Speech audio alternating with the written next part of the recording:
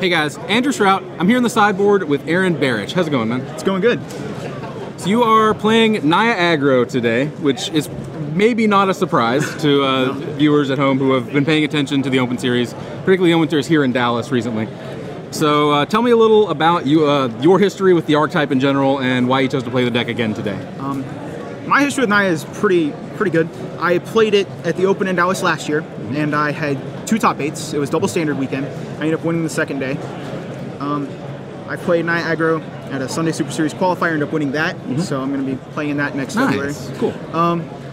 Naya, the reason I'm playing it this weekend is Naya is just a deck that you can always change around a few of the cards to make it beat whatever deck you need it to beat. Okay. It's just a very versatile kind of deck. And I'm playing it this build this weekend because I felt the strongest thing you needed to do in Standard was to try and get as many free wins as possible. Sure, okay. So that's my biggest reason for it. So traditionally we've seen there are kind of regular Naya aggro lists. There are what people are calling Naya hexproof lists that just try and play either Witch Stalker or Glade Cover Scout and then put some pants on them. Your particular list is kind of half and half. we do not have Glade Cover Scouts, but you do have 4 Witch Stalker. Yeah, Witch Stalker, that guy, when I started testing with Naya for this event, I was really scared about playing Mono Blue. I decided, you know, what can I do to beat Mono Blue? And I decided I would play a lot of pants myself. Right. And Witch Stalker, I ended up trying him out in the main, and he just turned out to be very good against almost every deck. Against Mono Black, he's very hard for them to kill without Devour Flesh. When they're 1-for-1ing all your guys, being able to actually have a guy that sticks is just huge. Same thing with Control. Being able to have a hexproof creature in your main that you're able to Gorkland Boros Charm or Johnny Gorkland without any fear just wins. This is so many free wins that people just can't beat a hexproof creature right now. All right, so some of your games you're hoping to get like kind of a free win because you play a hexproof creature they can't deal with. Some other of your games you actually can get the maybe not as free a win, but almost as free a win just with kind of overpowered combat tricks. Yeah. You have a solid suite of creatures. You have Experiment 1, Voice of Resurgence, Fleecemane Lion, just good resilient bodies. But you back that up with some of the best combat tricks that Standard has ever seen, honestly. Oh, yeah. 4 Selesnya Charm, 4 Boros Charm, 4 Gorkland Rampager. Those 2 in particular, those last 2, Boros Charm and Gorkland Rampager, are kind of a 1-2 punch that closes out a lot of games. Tell me a little about that. Gorkland Rampager plus Boros Charm, it's been my love affair ever since they're printed. They're so many games that are unwinnable. You can just win out of nowhere. You have no cards in hand. You draw those 2 in a row. You attack with all your guys. They just let 1 through and they're dead. Right. It's you basically give the unblocked creature or the creature blocked by the smallest toughness +4/+4 and trample, and then give it double strike. Right. And when you have such powerful creatures, you're playing. You know, you have 4 power creatures and 5 power creatures in your deck. You don't really need to get in much damage beforehand. And you can just kill them already. Sometimes, I mean, I've won games where my opponent has just shot themselves twice. And I've hit him with a Boon Satyr in that combo. Right. You just take 16 and die. I didn't have to do any work. They just couldn't beat that. Sure. Yeah. If they play a land on tap and a land on tap, they're at 16. You can make no other plays. Just turn 3 Boon Satyr, turn 4 attack, Rampager, Boros Charm, kill you.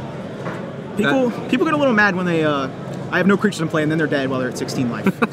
Fair enough. Yeah, the free win explanation makes a lot more sense when you kind of put it that way. The one other card in the main deck that I wanted to talk about, this is a card that I am quite fond of. I've had a lot of success with this card myself, and a lot of Naya decks haven't been playing it. You have 3 Advent of the Worm in your deck.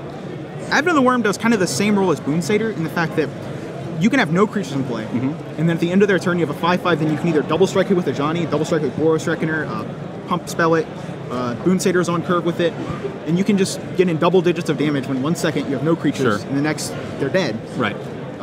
Advent's also really important when you're playing against the control matchups, because I don't really have a sideboard as much. You have to get as many kind of flash and tricky creatures in your main board. You have a kind of a cool sideboard package that we'll get to in a bit, but you don't have a lot of sideboard space for multiple matchups because you're kind of focusing on one. Yeah. So when you're going that way, you have to kind of fit a bit of your hate into your main board. Sure.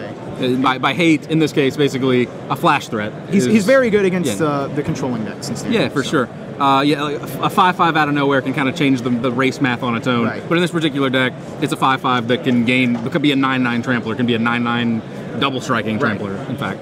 So yeah, you mentioned the sideboard really quickly. You have 4 Skylasher, 4 Ethereal Armor, 4 Unflinching Courage, and 3 Madcap skills. Now that's a lot of pants. I kind of refer to this as a half hexproof deck, but we're going full hexproof after board. Yeah, that's well, no matter how many times I've played Naya for the past since Theros came out, mono blue has always just been not good. It doesn't matter how many sideboard slots you dedicate to it, it's just you never get better in 50-50. Right. So I decided that I noticed that the Naya hexproof decks ended up usually having a decent mono blue matchup. It was good. You just play a creature, enchant it, and you can ignore the cards that are normally best against you, like Tidebinder Mage and Master of Waves. And instead you just go over them or through them sometimes. It's also really good. The other card that I think Naya usually has a bad matchup with normal deck is the Naya hexproof decks, because they mainboard on Flinching Courages and Gift Warsovas, and they come out a little faster than you. Sure. So being able to play kind of a similar game makes it where it's more of a race than you're just down. You're just kind of trying to re-equip yourself post-board to have the best chance at racing people that can like present unraceable threats otherwise for you. Right. Okay, that makes sense. What would you guess your best matchup is? My best matchup is definitely Mono Black. Mono Black. I love playing against that deck. It's really good, you know, with this kind of environment that we're having right now. There's always a lot of Mono Black. Sure. But the reason I think the Mono Black matchup is so good is because you have Voice and Witchstalker. Voice is such a tempo loss when they're on the play, and their turn 2 play is land pass, and you're able to play a turn 2 Voice. Even if you were on the draw, you're now on the play in a sense, because they are backpedaling. Yeah. Same thing with Witchstalker is, usually though, I've seen them board out Devour Flesh against me because I play Voices and a lot of kind of creatures that aren't very good with Devour Flesh. And then games 2 and 3, they don't expect it. Yeah. So I'm able to kill them with a Witchstalker that they can't answer. Okay. That's fair. So you mentioned Mono Blue. That's one that you have to vastly overboard for to kind of get back to parity. So I would assume then that's probably your worst matchup? That was one of the worst matchups. I think it's actually a lot better now with this sideboard. I think it really helps. Nice. I feel like the worst matchup now is probably something like Mono Black Aggro. I really hate that deck. Sure. Okay. You know, main board Life Banes, Mogsy's Marauders, they can come out just as fast. They don't take damage from their lands. Right. I successfully barely beat it round 2 today. It was really close. Got a little lucky. All right. So just kind of just as fast a deck, but a more resilient mana base than a race. Right. That makes sense.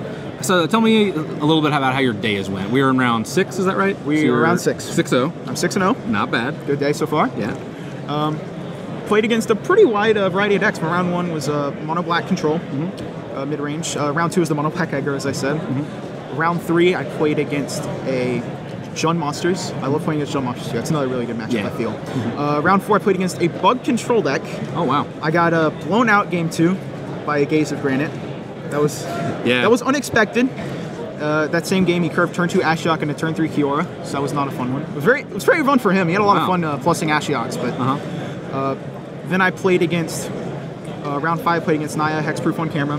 Got a little mana screwed, so I was fortunate just to take it 2-0. And I just beat another Jund Monsters 2-0, not even close. So. All right, so pretty good spread there. Played against a good variety. Have dodged Mono Blue so far. I've dodged Mono Blue. I guess have you actually brought in the? I did. I brought in against Naya hexproof when I played against them. So you basically became Naya hexproof yourself I did. to make it a mirror. All right, not bad. So 6-0, we're just over the hump. We're a little more than halfway done with this 11-round tournament.